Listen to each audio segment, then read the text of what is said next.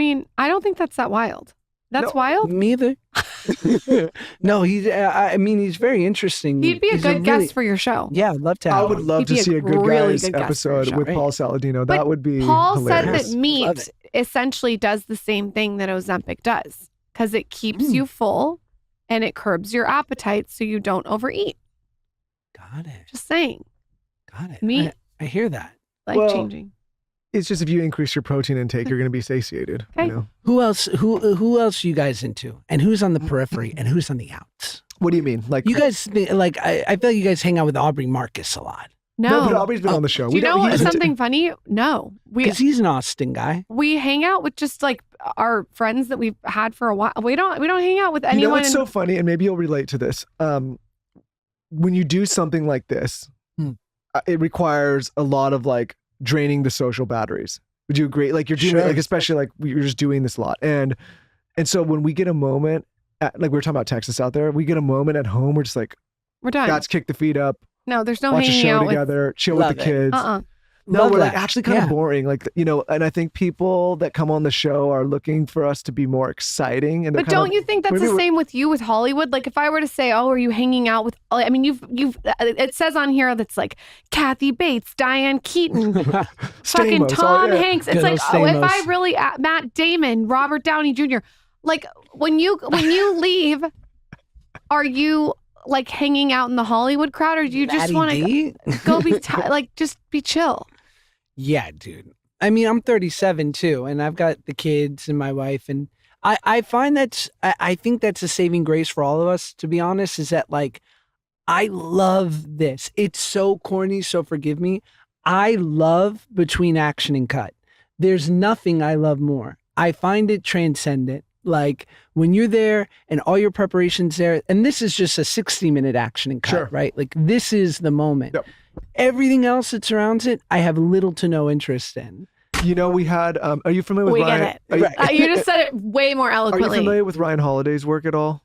So Ryan, I wrote a book. Okay. Ryan Holiday is a good friend, and he was my sort of book coach. Amazing. That's cool. And your memoir is called Happy People Are Annoying. So Ryan's been a friend for a long time, and he was recently on the show, and we were talking about this because he was like, you know, you get these opportunities to go and do the thing, and it takes a long time to do the thing. And then once you get the thing, like you start getting all these like random opportunities where you get invited to maybe some of the soirees or the things. But that means like if you say yes to those, it means you're obviously saying no to something else, like no time with your kids or your wife, or like no time for. And I think like to your point, Lauren and I get so excited about this and meeting the people we get to meet on the show, and then excited about time with like the other stuff. There's maybe some times that it's interesting, but it's less interesting compared to all the stuff that we actually really like to. Like, you know what I mean? Like, and it's a lot of schmoozing and a lot of this and that. You know, it's a lot of. I'm not a big schmoozer, but you know, I always look through the lenses. Is it worth being away from my children? Totally. And if it's a no and it's social, I'd rather be marinating with a little bit of sourdough toast with a little bit of fleur de sel salt in my bed. But if Dr. Craig Conover comes into town, we're going to dinner. Yeah, I'm dying. I've never met him in the flesh. Oh, he's the best. He's the best. He's come on here a few times. He's helped me with a bunch of stuff, but I remember because I have a small part in Oppenheimer, and we got to go when the movie won the Golden Globes. We got to go to this party after that Universal threw, and it was like one of those rare moments. And it was like me and some of the smaller parts people, you know, like the scientists and whatnot.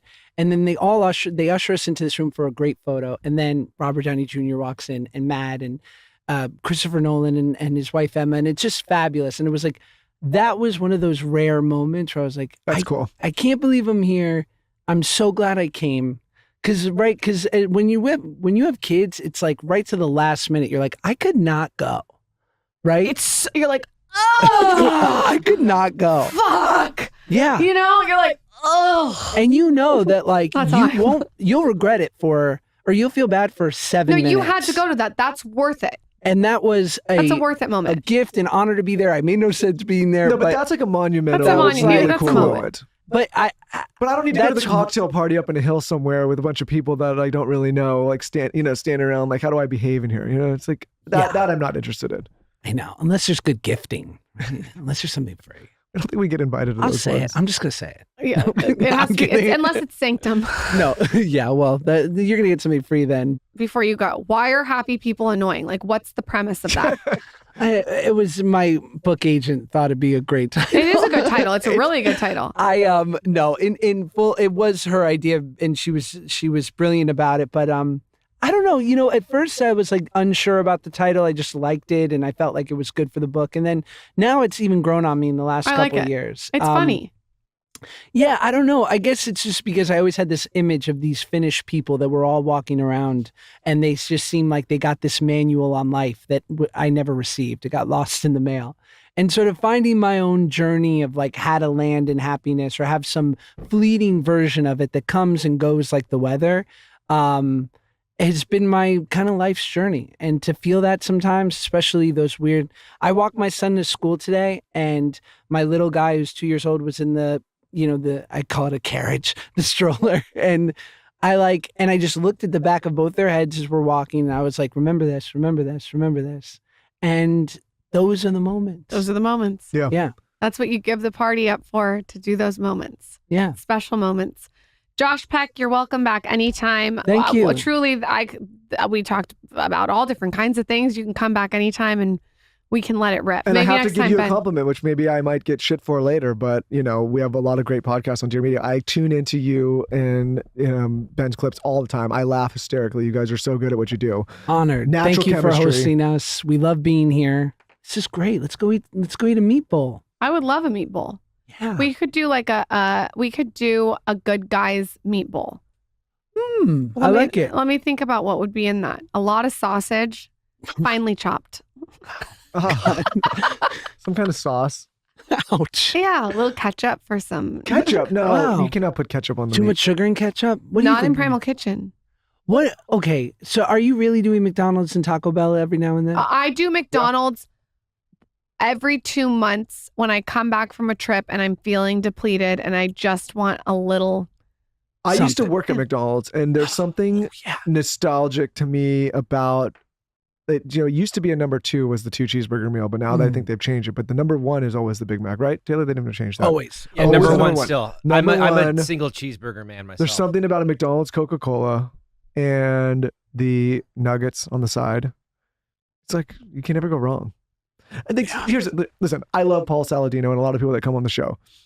I'm going to eat a fucking Big Mac if I want a Big Mac, right? I'm going to live a little bit. Like what I think sometimes with these guys and these girls that are so on this crazy health kick, and maybe I get labeled that as sometimes when it comes to the people that come on the show, is like, my whole thing is if you're doing it right most of the time and your body is resilient enough to get rid of the bad stuff in your system, like you have to be able to do that. Like when, I love guys like Huberman, and he's been on the show when he says, okay, like how many drinks is too much? And I know this is not for people in recovery, but he's like, okay, 2 is the max. I'm like, listen, man, if I'm only going to have 2, like I just don't want to do it at all. Like you got to live a little. Interesting. I got to have a Big Mac. That's my thought on it too. Like 2, like Right. I don't have rules around the way I eat. There's no rules. People keep asking me if I'm a you can't be carnivore. so scared of a little bit of, comfort food or poor food choices once in a while. Like if you're that rigid, If you I got can't some have other a piece issues. of sourdough in my bed at night, what is the point?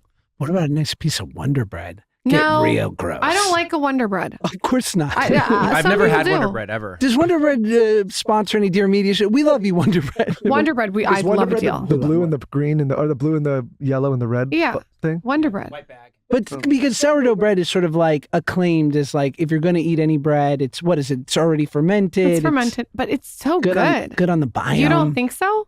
I love sourdough. Yeah, I get there's- it from the farmer's market. Could you imagine all of us in a farmer's market in Austin with our children? Why Great. don't you come to Austin? Have you been out there? Go. Let's We'll get go a to compound. we'll go to the farmer's market. I was Get going a to say, compound. you guys were doing the kind of like the lockdowns and the bubbles, and because you were guarding against COVID, and we just went to Austin, and there was no COVID in Austin. There was Wow. none. They just said, Wait, so Texas, you're no already problem. drinking your raw milk and having your raw butter if you're going to the farmer's market. You're like 90% of the way there. Yeah. I Next